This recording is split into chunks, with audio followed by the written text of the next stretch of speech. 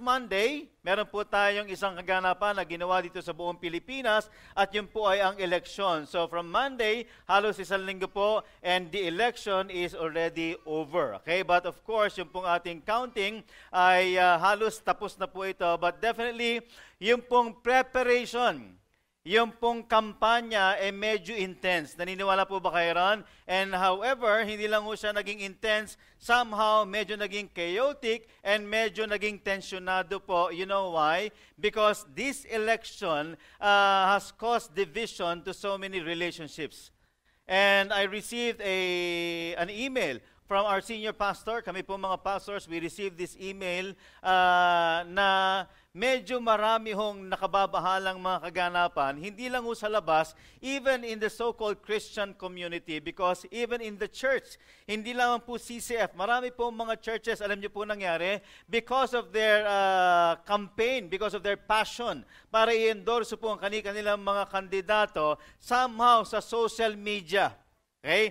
Lalo na po sa Facebook, marami pong nag-away-away. At nakalulungkot po rito, yung mga nag-aaway at sobrang haba ng kanilang awayan, mga Kristiyano. Okay? And alam po ninyo, talagang marami ang naghubad ng pagiging Kristiyano. Why? Dahil lang po sa pagiging panatiko nila sa kanilang mga kandidato. And I reminded all of us na at the end of the day, hindi po tayo followers ng ating po mga kandidato. Tayo po'y followers, Tino. Followers po tayo ng ating Panginoong Jesucristo. Ang eleksyon ay isang araw lamang po. And alam niyo po, to be honest, I'm sure sa atin po lahat, iba-iba ang ating binoto. Okay? And hindi ko na sasabihin sa inyo kung sino ang aking binoto. But I just want to tell you that I did not pray for my personal choice. Yung pong aking presidenteng binoto at even the vice president and the senators, hindi ko sila pinanalangin na manalo. And I thank God because some of you joined our prayer and fasting night para po sa eleksyon. So ano pong ginawa ko? Ang ginawa natin, I did not use my influence para impluensyahan ang mga tao na kasama ko para iboto yung gusto ko. Hindi po natin, ang tinuturo po ng CCF is apolitical. Wala po tayong ini-endorso kahit sinong mga kandidato. Ngayon po, ang tinuturo po natin sa congregation is the importance of praying for the country. And ang prayer ko po, hindi yung iboboto ko ang manalo. I prayed for whoever God will appoint. Ang panalangin ko, Panginoon, kung sino pong iboboto mo, iluluklok mo sa anumang posisyon, turuan mo po kaming sundin. Turuan mo po kaming irespeto. Now, ito maganda natin maintindihan. Now, hindi si Duterte ang binoto ko. Okay? And ito, Duterte, not Dutertes, isa lang siya. Duterte as the new president and Robredo being the new vice president is not our defeat nor our victory. Kung hindi man si Duterte ang binoto ko, hindi ako natalo. Naintindihan po natin yun. Kung hindi man si Lenny ang binoto ninyo, hindi rin kayo natalo. You know why? Because at the end of the day, it is God's will. Okay, God's will is our country's victory and Satan's defeat. Kasi pwede akong mali. Pwedeng mali rin ang mga binoto natin. Pero kung sino man ang niluklok ng Diyos, yun ay pagkapanalo ng ating bansang Pilipinas. You know why? Dahil kung sino man ang nanalo, he or she is an answer to our prayers. Okay? Why is that? Because we have to understand that in the book of Daniel, chapter 2, verse 21, basahin nga po natin sabay-sabay, go. He controls the course of the world events. He removes kings and sets up other kings. He gives wisdom to the wise and knowledge to the scholars. Now, from this passage, ano pong tinuturo sa atin? Ang tinuturo po sa atin, hindi natin kayang manipulahin ang direksyon ng ating bansa. Tama po ba yon? Na sinasabi po ng passage dito, kung nagkamali man tayo, Diyos ang magtatanggal. And at the end of the day, siya rin po ang naglalagay at nagtatalaga kung sino ang dapat mamuno sa ating bansa. So ano po yung pwede natin matutunan? Ang Diyos ang nagtatalaga ng mga namumuno at naglilingkod po sa ating bayan. That's why ang message po natin ngayon is for us to understand the value of obeying God by submitting to the authority. Sabihin nga po natin, obey God, submit to authority. So obey God, submit to authority. Now, okay, since meron tayong mga kanya-kanyang kandidato at sa mga maraming kumandidato na ito, iisa lamang po ang nanalo. I believe iisa lang po ang sigaw ng ating mga puso. Okay? Sino man ang iboto natin, iisa lang ang sigaw ng ating mga puso. Ano pong sigaw ng ating mga puso? Change now. Hindi po ba? Ang bawat isa sa atin, kaya tayo nag-a-aspire or kaya tayo naghahanap ng mga kandidatong bagay, napipili nating bagay sa ating bansa dahil isa lang ang gusto natin. At ano po yung gusto natin? Hindi ba all of us, we all want change. Tama ho ba yun? Gusto natin ng pagbabago. Na ito magandang tanong natin. What specific change do you desire for our country? Kung meron po kayong naiisip na gusto ninyong mabago sa ating bansa, ano po yun? Pwede po bang sabihin nyo sa katabi niyo, gusto kong mabago na ang katabi ko linggo-linggo? Sige po. Sabihin nyo sa katabi niyo, ano ang gusto ninyong maging pagbabago sa ating bansa? Sige po, sabihin nyo sa katabi niyo. Okay, so posible po ba na tayo, alin po dito, tingnan po natin na sa atin po, for some of us, ito ang ating mga desire. Ito yung change na gusto natin. Do you want peace and order? Gusto po ba natin ng kapayapaan? Gusto po ba natin ng seguridad para sa ating bansa? And I just want to express somehow, okay, na ito rin po ang change na gusto kong mangyari sa ating bansa. Because as a father, alam po ba ninyo, minsan 1:00, 2:00, nagigising pa ako. Iniisip ko, nakasarabay mga bintana, nakasarabay mga pintuan. Bakit to? Iniisip ko ang seguridad ng aking pamilya. Can you just imagine? Sa sarili mong tahanan, minsan hindi ka mapakali.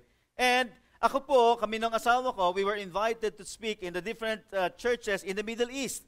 Nag-speak ko ako sa Sharjah, sa Dubai, sa Abu Dhabi, and even sa Doha, Qatar. Ito po ay mga Muslim countries. And after that, pumunta ho kami sa Morocco. Morocco also is a Muslim country. But alam niyo po, nakakalungkot, doon sa mga somehow, naiisip natin mga nakakatakot na bansa, compare po natin, mas nakakatakot dito kaysa doon. Kasi doon, pwede kang maglakad hanggang gabi na hindi mo iniisip, baka may tututok sa'yo, na-hold upin ka. Doon, kahit naiwan mong bukas ang pintuan mo, hindi ka matatakot na baka may pumasok. Ito ho maganda. Doon sa Doha, Qatar, 8 hours kami na nag-antay bago makapunta sa Pilipinas. So naghanap po kami ng matutulugan. Pagod na kami. So meron kaming tinatawagong family quiet room na pwede kang mahiga. So antok ko kami mag-asawa. Tinext namin yung member natin, si Revi.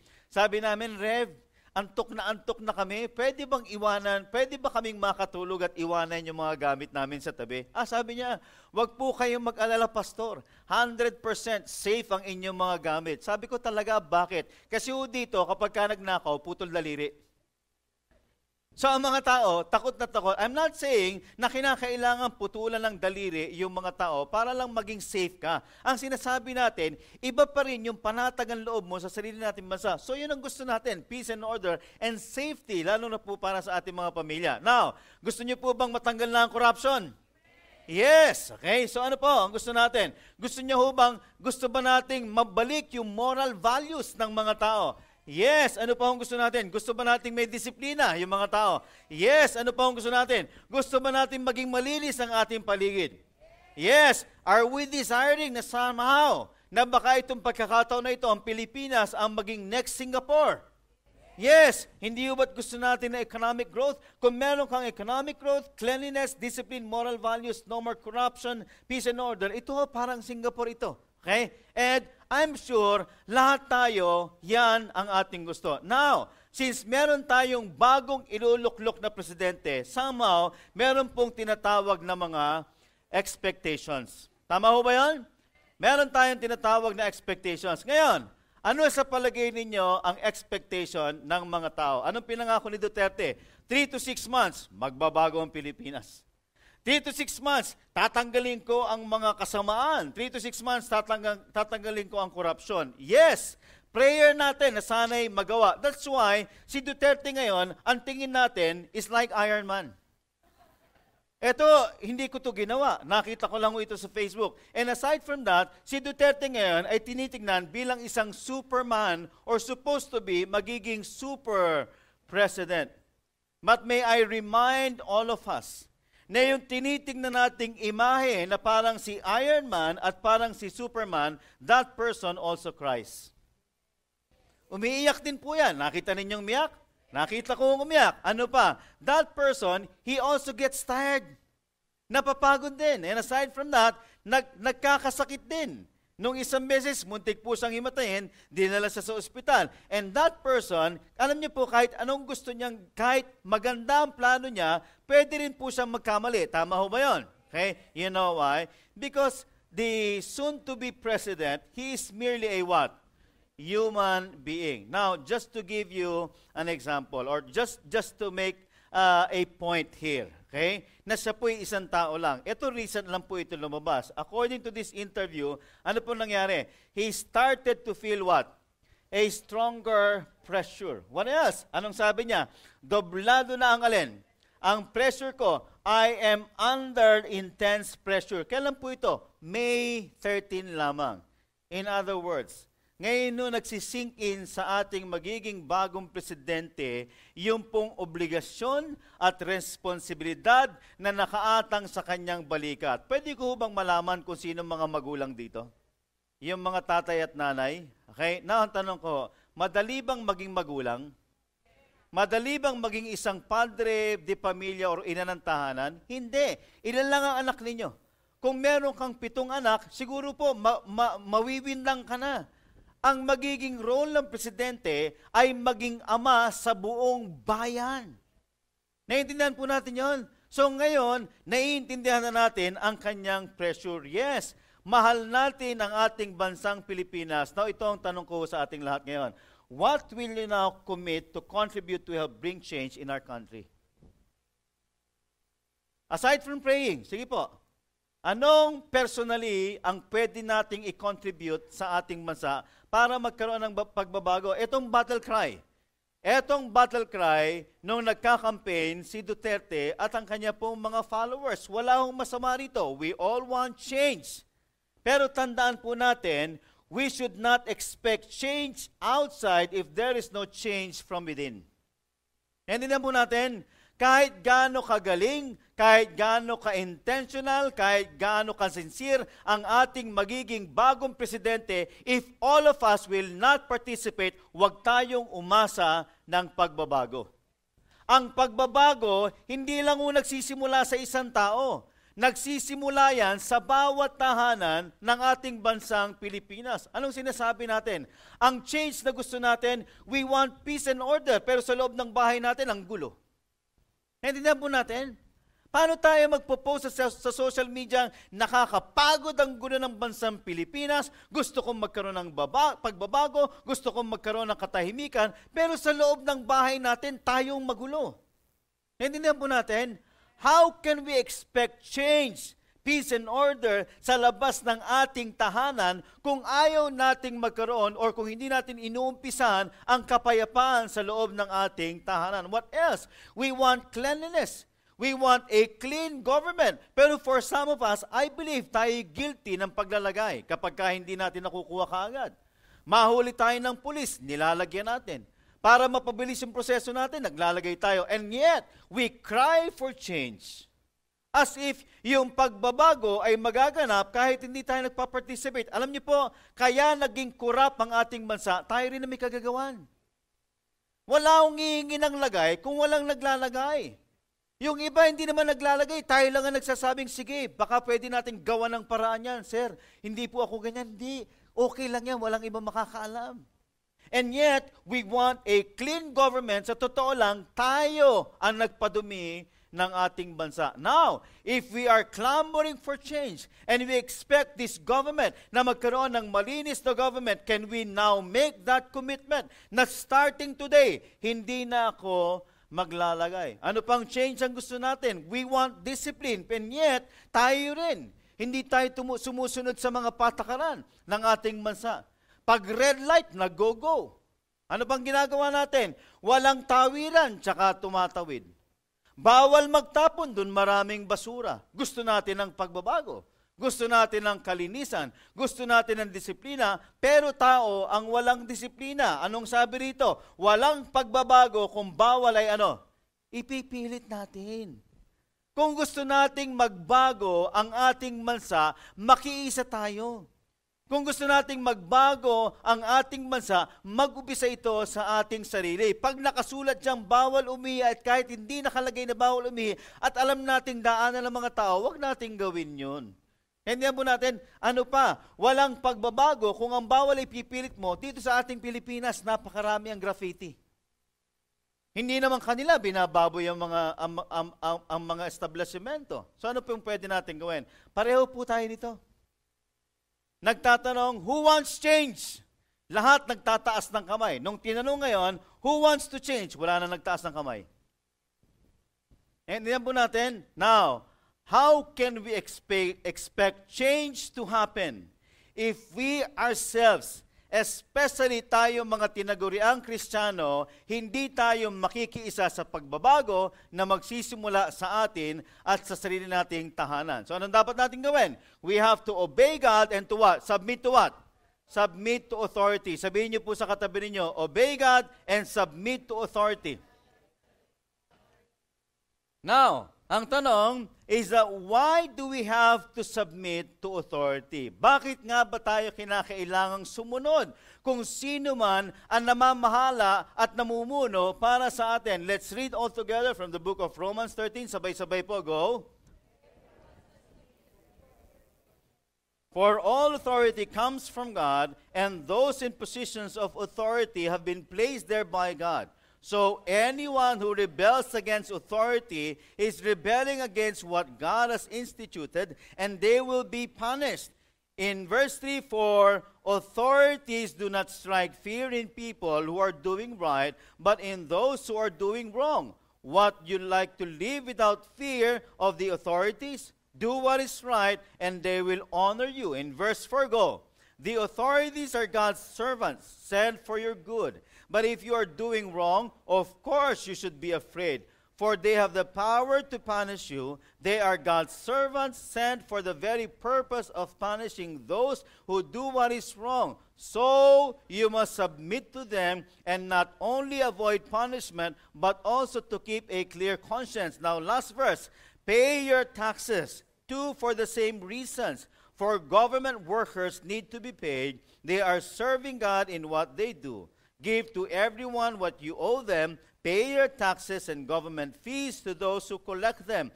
And give respect and honor for those who are in authority. So obey God, submit to authority. So we must submit because in Romans chapter 13 verse 1, basahin po natin sabay-sabay, go.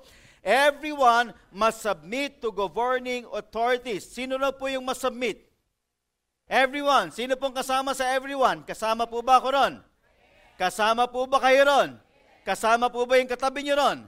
So sabihin nyo po sa katabi ninyo, submit to authorities. Now, why do we have to submit? Because submission is not a choice. It is a command. Why did I say it is a choice? It is not a choice. Ang sabi po rito, everyone must. Ang bawat isa ay kinakailangang magpasakop sa lahat na namumuno sa atin. So we must submit because according to Romans 13 verse 1, submission is not a choice. It is a what? Command from whom?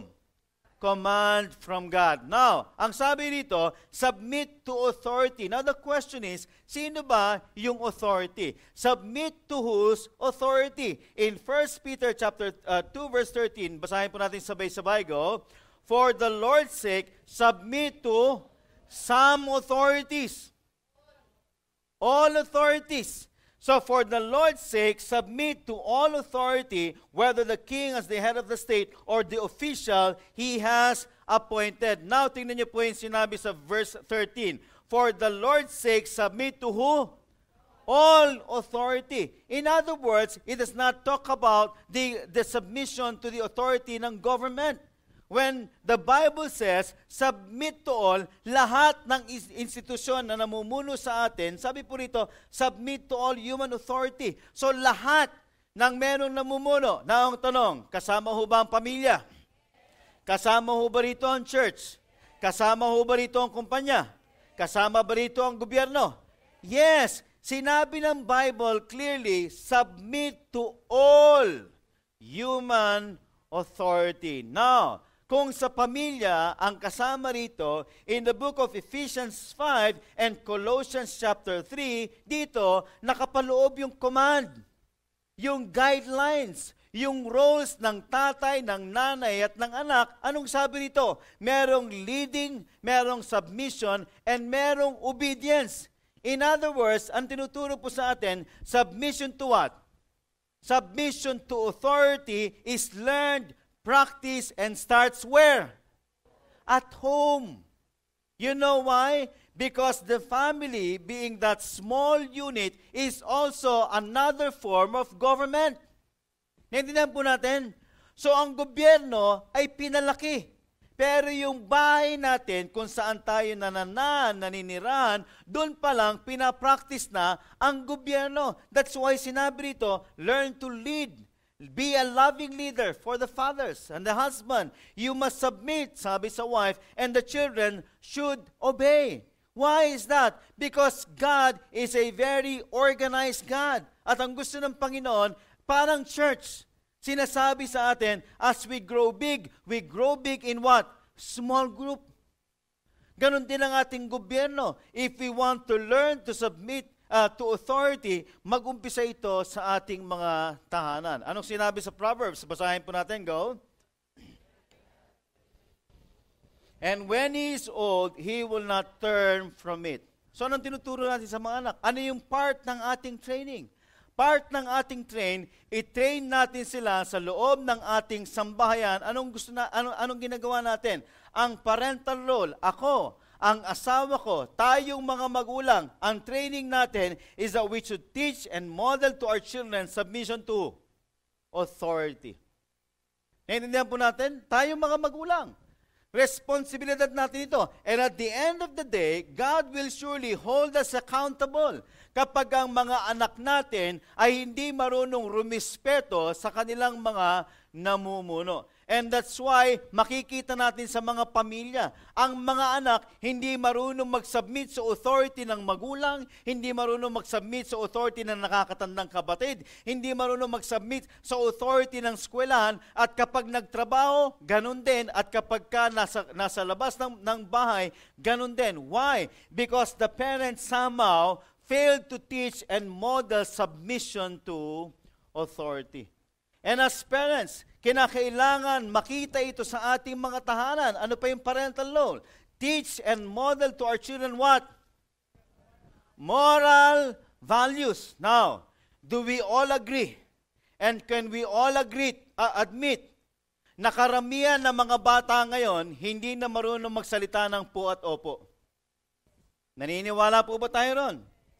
Na ang mga kabataan ngayon, medyo hindi maganda ang pakikipag-usap sa mga nakatatanda. Nung araw, pagka kinakausap mo mga bata, ganito, o anak, saan ka galing? Diyan lang po, sa labas po. Mami, meron po ba tayo? Daddy, pwede po ba? Nung araw, ganon. Ano napansin natin ng mga bata ngayon? Nasaan na yung pagkain ko? Pengi akong tubig. Pengi ako ng ganito. Pengi akong pera. Pagdarating ng bahay, parang wala kang kausap. Ikaw pa magtatanong, uy, nandiyan ka pala. Gaganyanin ka, uy, nandiyan ka pala. Saan ka galing? Diyan lang. Kumain ka na ba? Sakto lang. Hindi ba? Napansin natin yon? Kumain ka na ba? Sakto lang. Halika, kumain na tayo. Kain na tayo. Isipin nyo, maging pagkain, kung saan-saan pa ang mga tao. Napansin niyo yun sa mga pamilya? Hindi na nagsasabay-sabay kumain.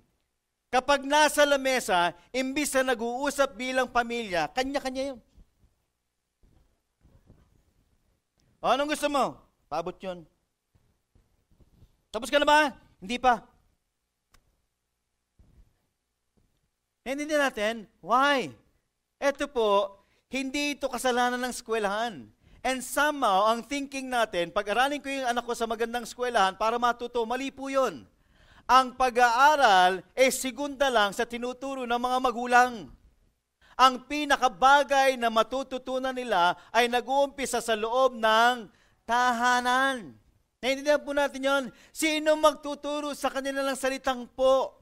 Sino magtuturo sa ating mga anak na magsasabi ng opo? Sino magtuturo sa mga bata na kapag may nakita kang matanda, magmano ka? Kung hindi ka man magmano, yumakap ka or humalik ka. Ngayon, pag sumakay ka ng bus, sumakay ka ng MRT, yung mga kabataan, hindi man lang nagigising, nagtutulog-tulugan kahit may matanda or babae sa harapan niya. Nawala na ang mga Boy Scout. Naalala po ba ninyo yun? Siguro yung mga kaedad ko pataas. Nung araw, hindi ba? Aakyat pa lang ang matatanda. Aakyat pa lang ang mga babae. Anong ginagawa natin? Tumatayo na tayo at binibigay na natin ng upuan sa kanila. Ngayon, ganito. Kapag ka medyo bata-bata pa, tulog. Pero pagka maganda, buka. Naintindihan po natin, nawala na yon. Nung araw, babae, lalaki, basta may edad, nakatatanda, kapag nakikita nagbubuhat, anong ginagawa? Inuunahan ng mga kabataan. Anong ginagawa? Ako na po, kami na po, tutulong na po. Naku, napakabait naman ng batang ito. Ngayon ang mga matatanda, nagkakanda kuba-kuba na, yung mga bata walang pakialam. Bakit? Hindi nakikita lahat nasa gadget. Ngayon kahit nakikita, hindi maiwan yung gadget. Why? Dahil nakalimutan at napabayaan na ng mga magulang na ituro yung moral values. Tandaan po natin, kung nagkawindang-windang ang Pilipinas, kagagawa natin yon. At kung magiging mas malala ang Pilipinas, 10 years, 15 years, 20 years from now, kasalanan din po natin yon. Why? Dahil ang problema ng Pilipinas, it's not corruption and poverty. Tandaan po natin ito. Ang Pilipinas ay nasisira not because of corruption and poverty. Ito po'y resulta lang ng isang mas malalang problema. Ano po yun? Again and again, sinasabi natin na ang problema natin ay mas malalim. That is spiritual poverty and moral corruption. Kung maibabalik natin ito sa tahanan, na yung mga bata hindi magtatapon ng basura, na yung mga bata matutong magrespeto sa kapwa natin at sa mga nakatatanda, babalik ang ningning ng bansang Pilipinas. Teach and model submission to authority sa ating mga anak. What else? Yung submission to church leaders. Okay? Ano pong sabi dito? In 1 Peter chapter 2. Basahin po natin sabay-sabay. Go. Obey your spiritual leaders and do what they say. Their work is to watch over your souls, and they are what? Accountable to God. Give them reason to do this with joy and not with sorrow, that they would certainly not be for your benefit. So, anong tinuturo sa atin? We must learn to submit to the authority of the church leaders. Now, anong sasabihin natin? Paano kung susundin yung pastor na yan? Puro pera ang nasa isip. Paano kung susundin yung church leader na yan? Wala namang naituturo. Paano kung magsasamit sa church na yan? Medyo magulo. Anong sabi rito? Okay, they are accountable to God. Kung meron tayong dispalinghadong church leader, alam niyo po, mag-submit tayo at the end of the day, sila ay mananagot sa Diyos. Hindi lang sila, maging ako ay mananagot sa Diyos. Alam po ninyo, one time I was having this haircut. So sabi ko rin sa barbero, kasi alam ko kung saan siyang sekta umaaten. Sabi ko, talaga bang pag sinabi sa inyong itong iboto ninyo, itong iboboto nyo? Oo. Sabi ko, pag halimbawang hindi yun ang gusto mo, hindi pwede sa amin yun. Hindi ka nakikiisa. So ang tanong ko, parang kahit alam mong corrupt, kahit alam mong masama yung tao, pag sinabi sa inyo iboboto mo, iboboto. Alam niyo po bakit? Kasi sabi ng leader, pero alam niyo po at the end of the day, yung leader na ginagamit yung impluensya sa mali, leader ng church, tandaan po natin to, mas malaki ang pananugutan sa Diyos. Amen po ba ron? So at the end of the day, as we are being commanded, we have to submit to the church leaders. Again, ano pong command sa atin? Obey God, submit to authority. Now, balikan po natin yan. Bakit natin sinabing obey God and submit to the authority? Because in 1 Peter chapter 2, in verse 13, kanino raw po? Alang-alang kanino? For the Lord's sake, submit to all human authority. You don't submit to authority dahil sinabi ko. You don't submit to authority dahil lang pinapagawa sa atin ng ating boss. We have to learn to submit to authority out of our love and reverence for God. Bakit ito nito? For the Lord's sake. Now, in 1 Peter chapter 2, basahin po natin, for the Lord's sake, submit to all human authority. Therefore, we must submit because submission to authority is submission to God. Yung pagpapasakop at pagsunod at pagrespeto sa ating mga namumuno, yun po ay pagpapasakop natin sa kapangyarihan at pamumuno ng Diyos sa ating buhay. We, as a nation, okay, tayo po ay under the authority of the government. But tayo po as human beings, we are under the authority of our Almighty God. Naintindihan po natin yan? So yung pong ating submission to authority is also our form of submission to our living God. Now in the book of Romans chapter 13 verse 1, basahin po natin, everyone must submit to governing authorities, for all authority is from God, and those in positions of authority have been placed there by God. So, anong sinabi dito? Anyone who what? Who rebels against who? Against authority. Tingnan niyo po ito, very clear. So, anyone who rebels against the authority is rebelling against who?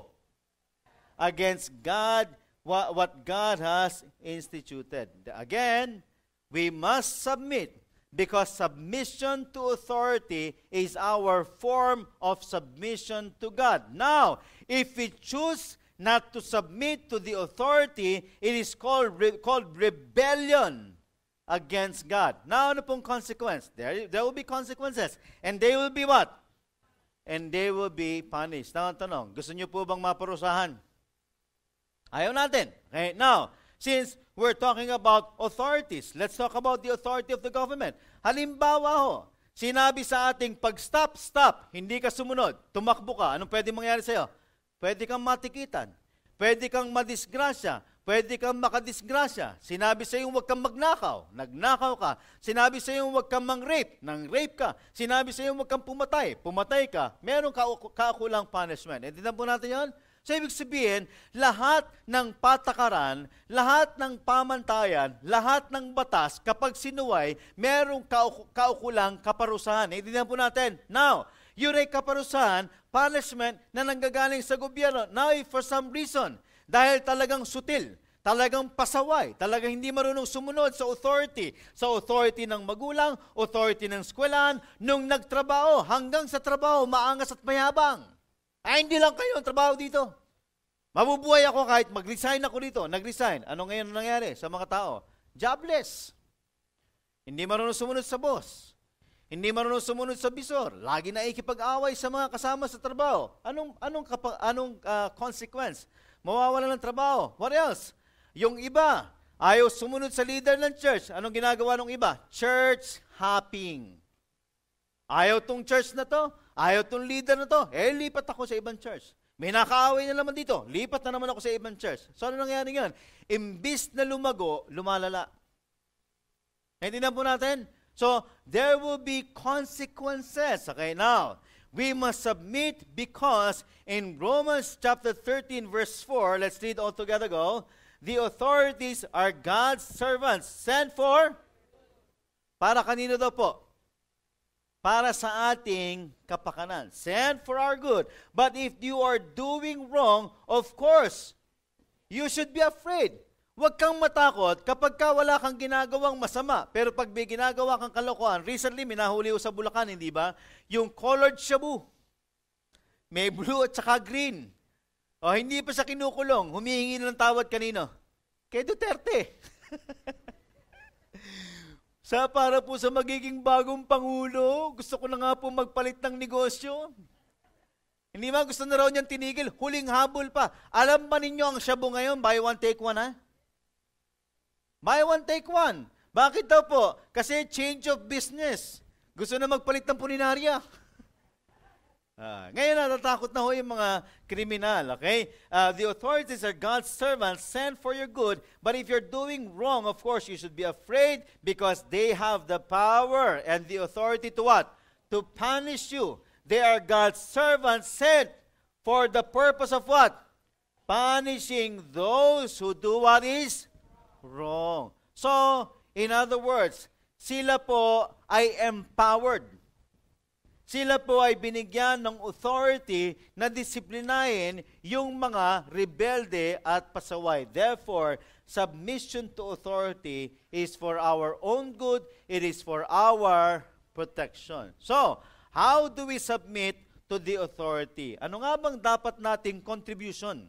Now that we have another leader, set of leaders from the president, the vice president, and new senators, anong dapat nating gawin? How do we submit to the authority? We have to commit to obey wholeheartedly. Alam niyo po ang concern ko ngayon, yung mga Kristiyanong palaban, na banat ng banat. Kaya sinasabi ko mag-ingat tayo sa mga pinopost natin. Kasi yung mga nilalambas natin, yung mga binabanatan sa Facebook, pag nanalo, ito po ang concern natin. Paano tayo ngayon magsasubmit doon sa isang tao na naging pinuno na binabastos natin? Naintindihan po natin, definitely out of pride. Pride. Kahiyaan na lang. Paano tayo magsasubmit ngayon? Banat tayo ng banat dito, lalo sa social media. Now, wala na po tayong magagawa. Ang tawag dito ay move on. Sabihin nyo nga po, move on. Mag-move on na tayo. Again, it is not our defeat. Hindi rin natin victory dahil ito'y victory ng buong sambayan ng Pilipinas. Naintindihan po natin? Now, dahil merong bagong itinalagang mga leaders, anong dapat natin gawin? We have to obey what? Wholeheartedly. Sa Tagalog, anong tawag po rito? Buong puso natin. You know why? Because at the end of the day, God looks at the heart. Pwedeng sumusunod tayo, parang yung isang bata. Kaya nagmamaneho yung tatay. Nakatayo yung bata sa sasakyan. Sabi nung anak, you better sit down. You better sit down or else baka masaktan ka kapag nagpreno ako. I don't like. Anak, umupo ka. Baka madisgrasya ka. I don't like. Ano ngayon? Are you going to sit or not? Okay. I will sit, but in my heart, I am standing up.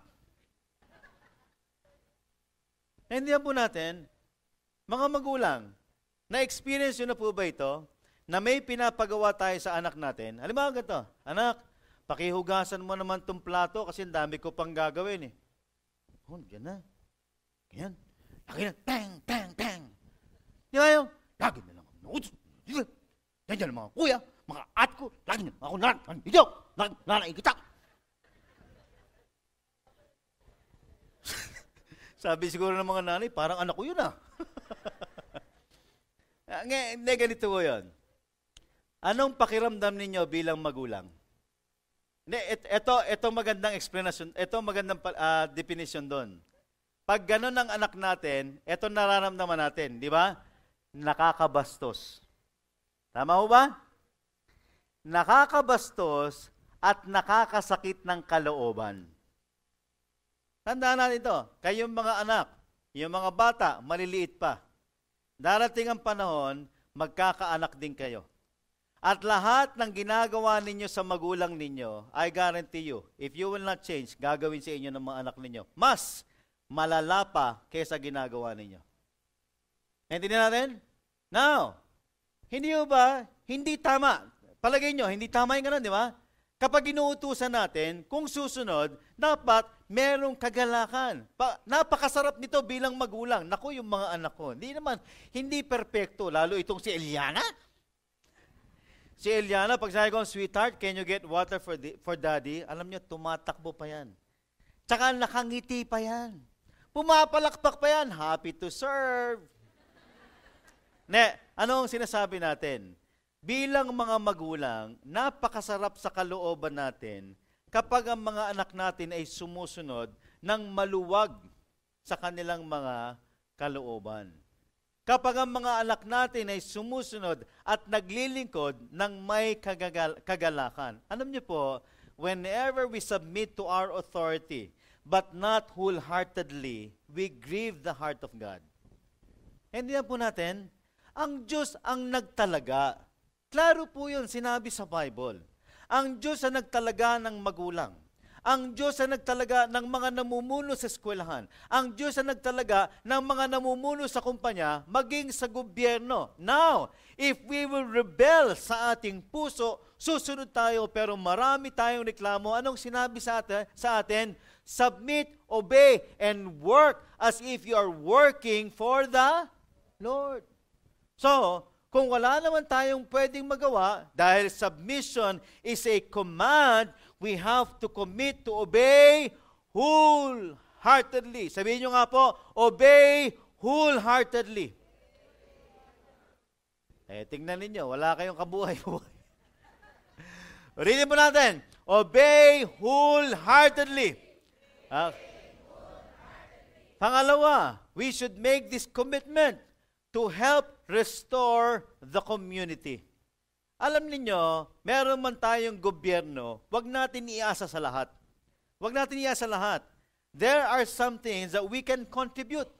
May mga bagay na pwede tayong magawa para makatulong sa gobyerno. Ang gobyerno ay hindi lang para tumulong sa atin, kinakailangan tayo, lalo tayo as a church, lalo bilang mga Kristiyano, we have to contribute. Tumulong tayo. Hindi pa ako pastor, nag-i-engage na ako sa jail ministry. Why? Because it is my prayer and my desire that somehow I can contribute and help transform people. I can help contribute and help transform the community. Yung ginagawa nating jail ministry, hindi tayo nire-require ng gobyerno. Hindi tayo nire-require ng CCF. Ako po, voluntarily, because I believe ito yung isang bagay na pwede kong maipaglingkod sa Panginoon sa pamamagitan ng paglilingkod ng mga preso. What else? We have the orphanage. Hindi natin pwedeng sabihin, itong gobyernong ito, walang kakwenta-kwenta, inuubos yung pera, pinababayaan yung mga bata sa kalsada. Hindi po. Huwag natin iasa sa lahat. Kung meron tayong magagawa, anong pwede natin? Magtulong-tulong tayo. Can you just imagine? Ito po, gala.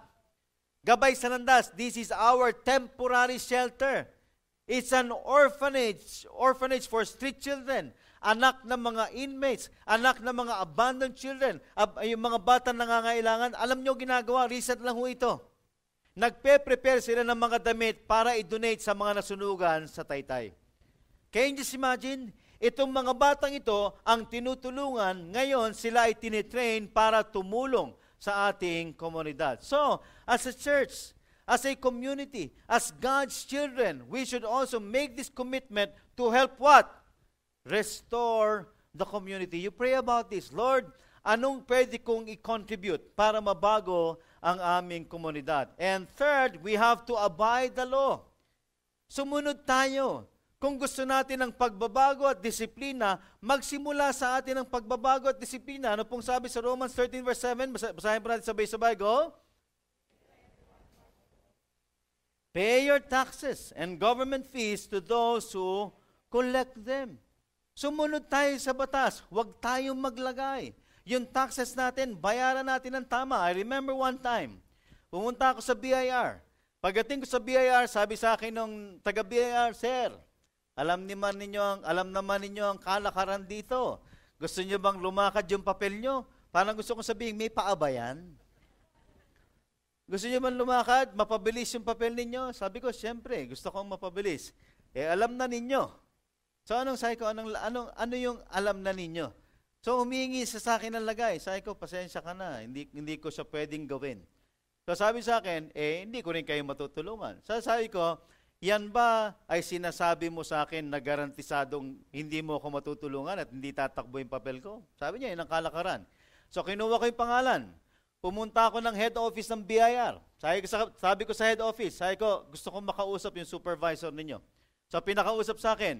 Sabi ko, alam ninyo, ini-exercise ko yung karapatan kong magbayad ng tamang tax at gusto kong maging matapat.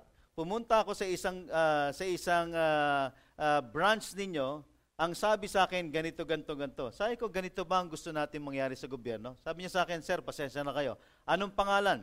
Kinuha yung pangalan. Yung sabi niyang papel ko na hindi lalakad, araw na yun natapos. Anong ginawa nila? Pumunta ako sa BIR, ano naman kung ipitin nila yung papel ko? Basta gagawin ko, yung dapat kong gawin. Anong ginawa nila? Tinawagan nila yung branch, pinagalitan nila yung kausap ko, nilakad nila yung papel ko, hindi ako kailangan maglagay. Nagbabayad ako sa City Hall. Nung nasa City Hall ako, sabi sa akin, sir, bakit mo dineclare yung tamang amount? Dapat in-undervalue mo. Sabi sa akin gano'n, tinuturuan pa ako. Sabi ko, pasensya ka na, kako. Kinakamutan pa ako ng ulo para sabihin, ang hina naman ng ulo nito. Sabi sa akin, sabi ko, pasensya ka na, kako, nagtuturo ako ng honesty sa mga tao at saka sa mga anak ko. In fact, sabi ko, pastor ako. Naku, sir, ang daming pastor dito at mga Kristiyano, ganyan ang ginagawa. Anong sabi ko? Alam mo, pasensya ka na. Pero itong gusto kong sabihin sa'yo, hindi komot ginagawa ng marami, tama.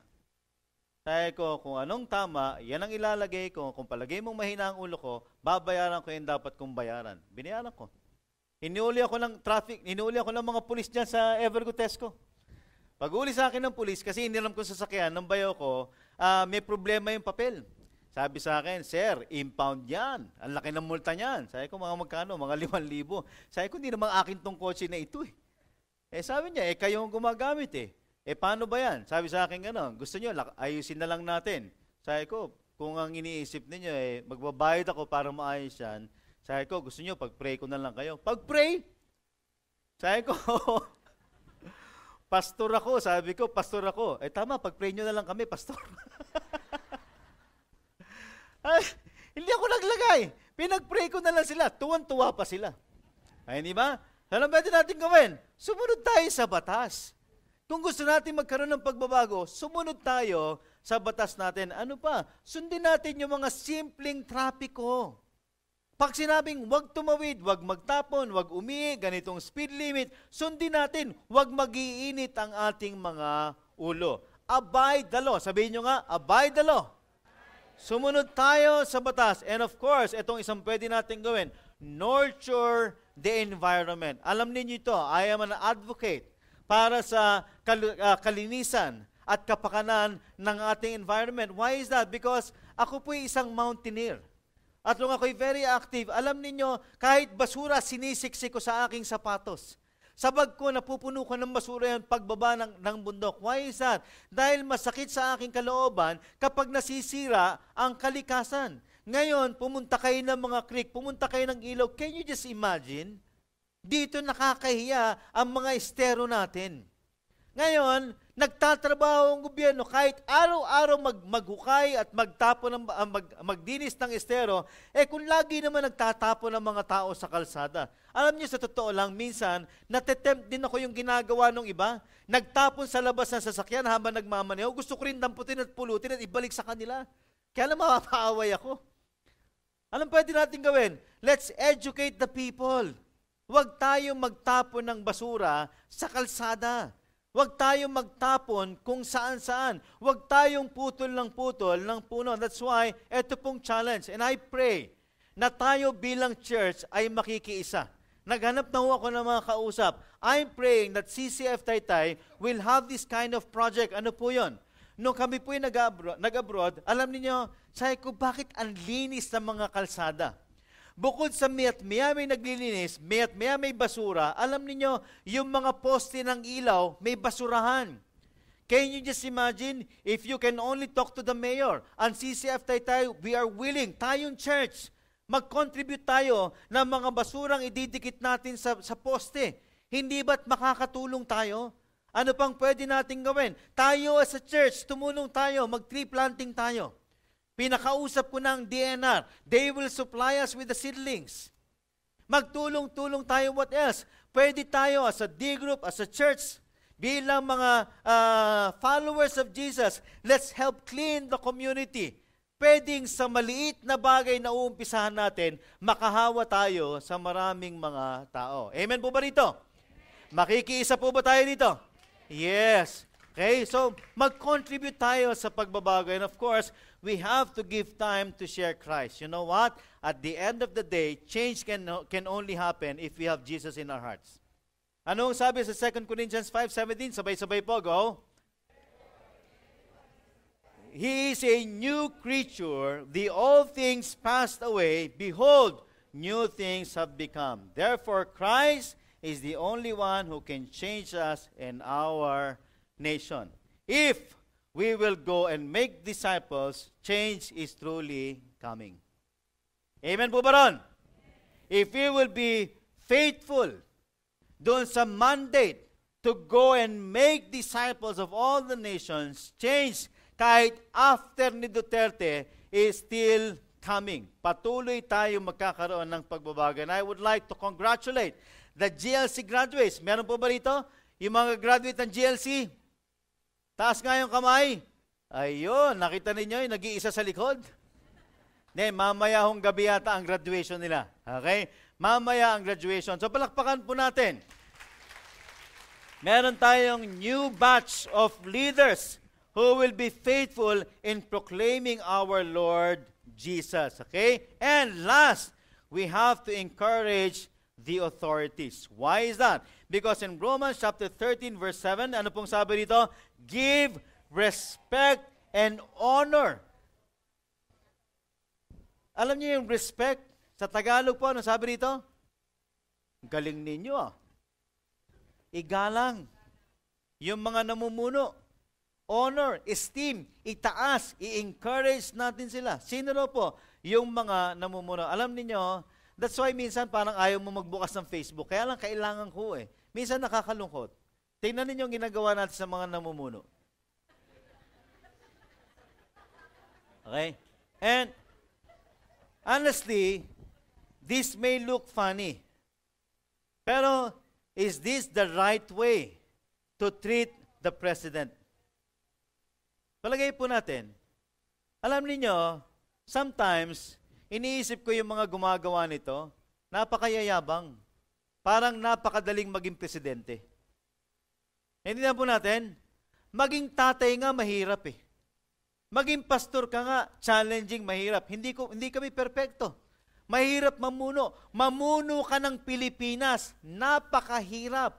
And yet, with all the sacrifice na ginagawa sa atin ng mga namumuno, this is how we treat the people na nagsasakripisyo para sa atin. Tingnan po ang sinasabi sa atin. Encourage the authorities because in 1 Thessalonians 5 verse 12, basahin po natin, go. Honor those who are your leaders in the Lord's work. They work hard among you and give you spiritual guidance. Show them what? Great respect and wholehearted love because of their what? Their work and live peacefully with each other. Alam niyo po, this should be our goal. Na starting today, we will honor and respect those who are leading us. Sa gobyerno, anumang kumpanya, anumang church, meron tayo, kinakailangan ipakita natin ang respeto. Galing po kami sa UAE and sa Middle East. Alam niyo, it's sad. Meron tayong church, yung pastor, grabing bastusin. Sa Facebook, grabe silang banatan at bastusin. And when I gave this talk, sabi ko sa kanila, you don't realize the sacrifices of your pastor. And at the end of the day, sabi ko sa kanila, when was the last time na kinamusta ninyo yung pastor ninyo? When was the last time na in-encourage ninyo yung pastor ninyo? When was the last time na in-appreciate ninyo yung pastor? Ang nakakalungkot sa buhay ng mga pastor, ganito. Yung mga contribution, yung mga sacrifices, hindi nakikita. Pero ang mali, kitang-kita. Hindihan mo natin? So anong ginawa? I thank God because after that talk, after the seminar, with all the leaders, nandun yung mga magkakaaway, nagkaroon ng paksyon. Nandun yung magkakaaway. Alam niyo po, I praise God for the healing. They started embracing each other and saying sorry to one another. They cried. You know why? Because they understood that it is important to honor and show respect and wholehearted love to their fellow servants. Can we make this commitment? Pwede bang kamustahin ninyo yung mga leaders ninyo? Kayo, puro kayo, pastor, pag-pray niyo ako. Pastor, tulungan nyo. Di ba? Maganda rin naman, tanungin ninyo, Pastor, kamusta ka na? Si Eric, si Pastor Eric, kamustahin ninyo? Yung D-group leaders, yung mga ushers natin, hindi madali yan. Yung mga ushers natin, pwede nyo bang sabihin na, uy, kamusta na kayo? Nakakatuwa. I-appreciate natin yung mga nagsiserve sa atin. Amen po ba ron? Encourage the authority. So let us review. How do we submit to the authority, to our authority? Okay, number 1, commit to what? Obey wholeheartedly. Pangalawa, help restore the community. Next is to abide the law. Fourth is to nurture the environment and give time to share Christ. And last, we must encourage the authority. Do you want change? Yes. Do you want change? Yes. We must change.